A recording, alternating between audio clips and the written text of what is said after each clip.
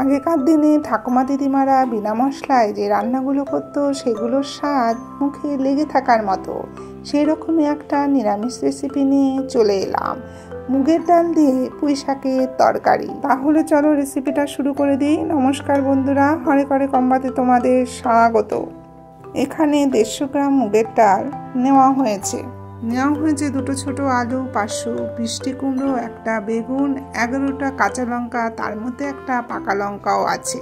এবার মূল উপকরণ পুঁই শাক নেওয়া হয়েছে 700 গ্রাম। এই ডাঁটার পাতাটাকে আলাদা করে কেটে নেওয়া হয়েছে। কড়াইতে পরিমাণ মতো সাদা তেল নেওয়া হয়েছে। তেলটা গরম হয়ে যাওয়ার পর ফোড়নের জন্য দেওয়া হলো 2 চামচ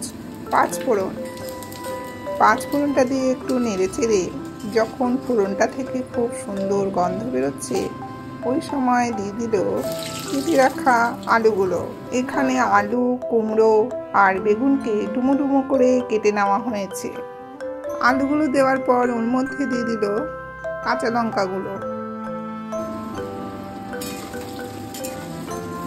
কাঁচা লঙ্কাগুলোকে দিয়ে একটু নেড়ে চেড়ে ওর মধ্যে দিয়ে দিল 1.5 চামচ নুন।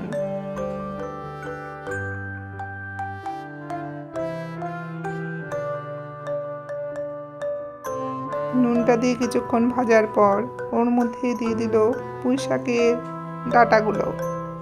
একটা ফোড়নে বিনা মশলায় এত সুন্দর একটা পদ তৈরি হয়, না খেলে বুঝতেই পারবে না। প্রতিদিনের মেনুতে এইরকমই একটা হালকা পাতলা পদ রাখবে, তাতে শরীরটা যেমন ভালো থাকবে, মনটাও ফুরফুরে থাকবে। ডাঁটাগুলো দিয়ে কিছুক্ষণ নেড়ে চেড়ে ওর মধ্যে দিয়ে দিল কেটে রাখা কুমড়োগুলো দিয়ে আবার একটু নেড়ে চেড়ে ওর মধ্যে দিয়ে দিল কেটে রাখা বেগুনগুলো। সমস্ত সবজি দেওয়া হয়ে গেছে, এখন শুধু পাতাগুলো দেওয়া বাকি। আবার ভালো করে একটু নেড়ে চেড়ে নিয়ে ওর মধ্যে দিয়ে দিল 1 চামচ নুন। তাহলে মোট নুনের পরিমাণ 2.5 চামচ। নুন তোমরা কেমন খাও সেই অনুযায়ী নুনটা দেবে।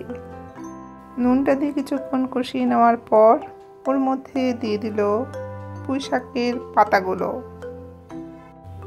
যেহেতু খুব তাড়াতাড়ি সেদ্ধ হয়ে যায়, তাই সবার শেষে পাতাগুলো দেওয়া হচ্ছে। পাতাগুলো দেওয়ার পর দেখো উপচুপুর হয়ে গেছে, এখন নাড়ানো যাবে না, ওকে ঢাকা দিয়ে একটু মজিয়ে নিতে হবে।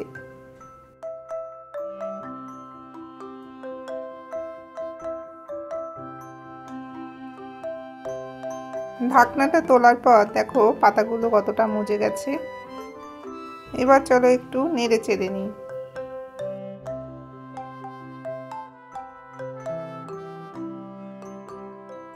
একটু নেড়ে চেড়ে তরকারিগুলো কতটা সেদ্ধ হয়েছে দেখার জন্য খুন্তি দিয়ে কেটে দেখে নিল।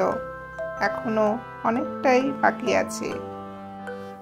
দিয়ে দিল মুগের ডাল। এই মুগের ডালটা কিন্তু শুকনো খোলায় ভেজে ধুয়ে রেখে দেওয়া হয়েছিল, সেটাই এখন দেওয়া হলো। ডালটা দেওয়ার পর এবার ভালো করে মিশিয়ে নিতে হবে। পুঁই শাকে আছে অনেক উপকারিতা। এতে রয়েছে ভিটামিন এ, সি এবং খনিজ পদার্থ যেমন ক্যালসিয়াম আর আয়রন।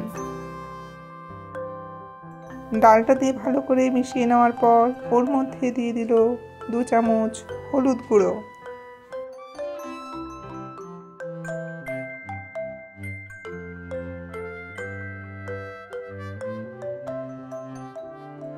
অ্যাড হলো 1 চামচ চিনি। যে কোনো নিরামিষ রান্নায় একটু চিনি দিলে স্বাদটা অনেকটাই বেড়ে যায়।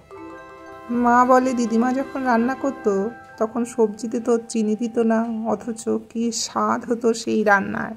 আসলে এখনকার সবজিতে সেই মিষ্টত্বটা নেই, ওপর থেকে চিনি দিয়ে সেই মিষ্টত্বটা আনতে হয়।